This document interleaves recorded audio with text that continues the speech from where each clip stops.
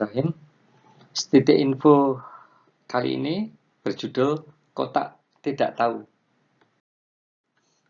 Dalam mempelajari agama atau spiritualitas, ya, dalam hal ini konteksnya adalah tentang hakikat atau katakanlah makrifat gitu.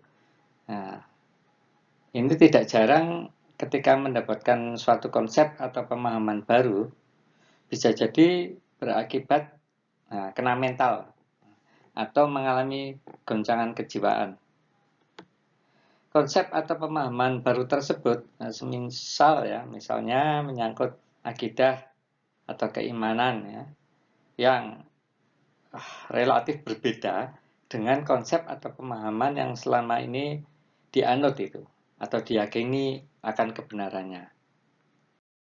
Menerima konsep atau pemahaman baru yang berbeda dengan konsep lama memang bisa jadi menyakitkan. Mengapa?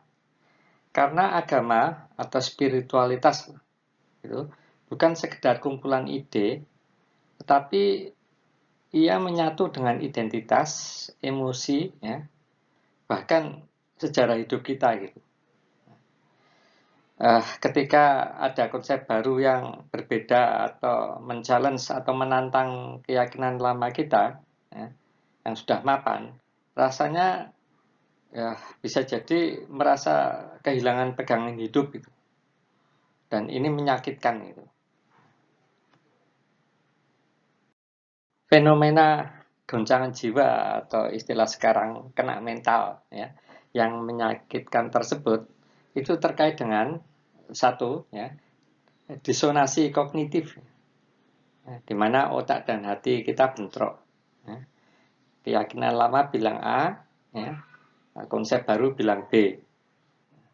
Kemudian kedua, ketakutan akan kesesatan gitu, atau tersesat gitu.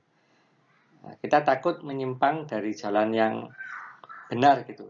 Apalagi kalau ajaran lama itu dikaitkan dengan pahala dan dosa, ya. Itu sangat melukai gitu. Ketiga, guncangan identitasnya. Apa yang kita percaya sejak kecil atau muda itu bisa jadi bagian dari siapa saya, siapa kita gitu. Dan kalau itu terguncang, kita merasa seperti kehilangan jati diri.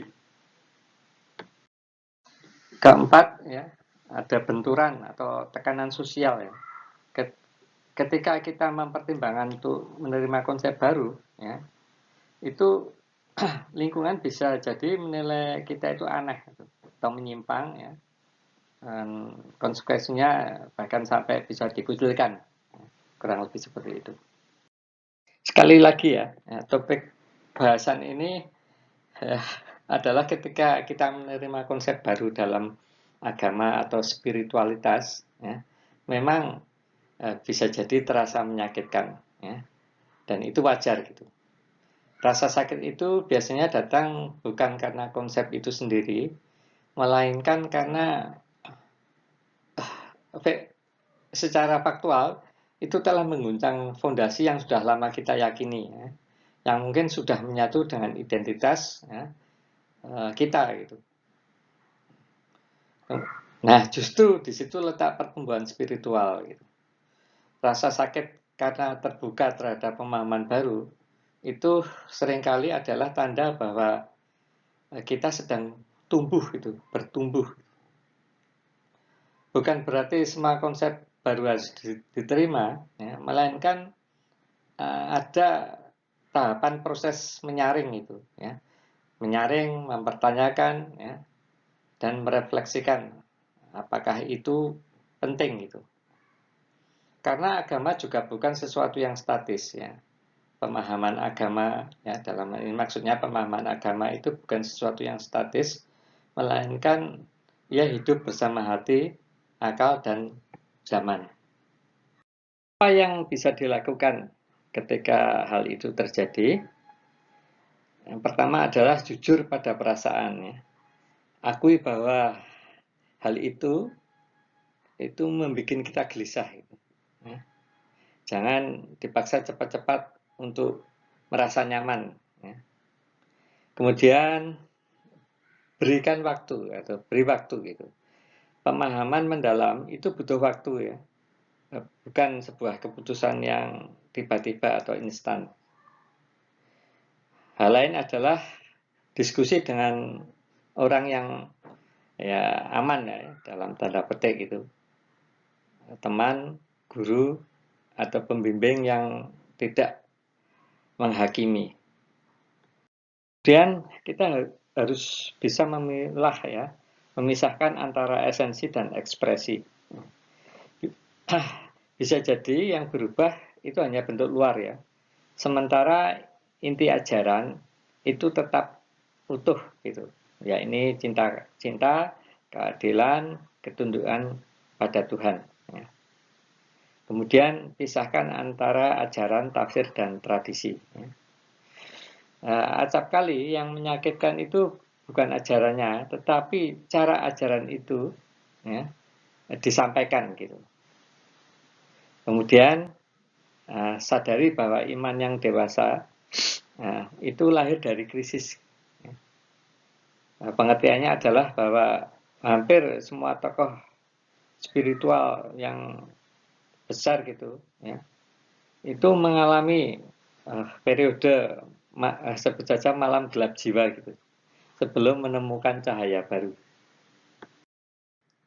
Ada baiknya atau katakanlah disarankan bahwa belajar agama atau spiritualitas, terutama yang mengenai di ranah hakikat atau ma'rifat, itu sebaiknya dilakukan secara perlahan-lahan gitu, pelan-pelan, ya.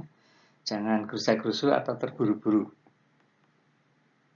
Nah ini mengapa? Ya, pertama-tama dijelaskan bahwa belajar agama atau spiritualitas itu butuh pencernaan jiwa gitu. Ya, setiap pemahaman spiritualitas itu perlu dihayati ya, bukan sekedar dipahami secara nalar atau intelektual. Ya. Hati dan jiwa itu butuh waktu untuk mencerna. Kemudian menghindari ego rohani, ya. Sifat terburu-buru dalam mempelajari suatu spiritualisme itu ada kemungkinan justru bisa jadi menimbulkan semacam keangkuhan rohani ya. Ya ini merasa lebih suci atau lebih tahu. Ya. Kemudian setiap orang itu unik ya, punya fase dan jalan masing-masing. Ya. Tidak semua orang melewati proses yang sama dalam perkembangan spiritualitas. Ya. Perjalanan spiritual itu sifatnya sangat personal dan unik.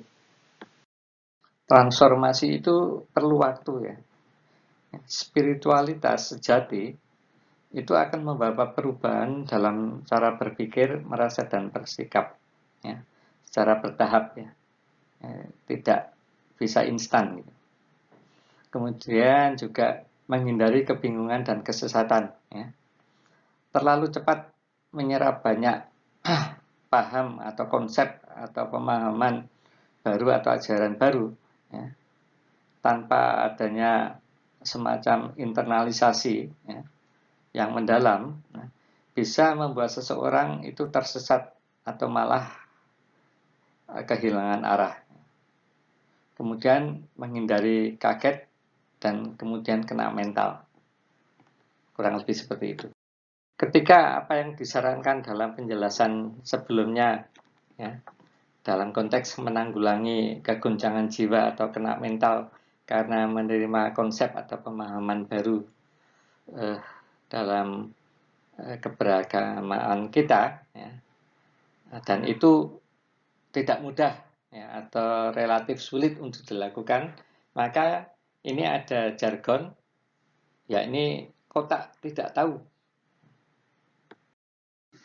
Intinya masukkan konsep atau pemahaman baru yang menggoncangkan tersebut itu ke dalam kotak tidak tahu ya. Dengan memasukkan ke dalam kotak tidak tahu, ya, boleh jadi ya nantinya dalam perjalanan kehidupan kita di masa mendatang, ya, seiring perjalanan waktu, konsep atau pemahaman yang mengguncangkan atau yang menyakitkan atau yang membuat kena mental tersebut itu secara bertahap, ya, itu bisa jadi menemukan jawabannya gitu, ya. Dalam fenomenologi, kotak tidak tahu ini semacam epoche, ya. Pengertian epoche adalah menangguhkan, tidak mengafirmasi, namun juga tidak menolak.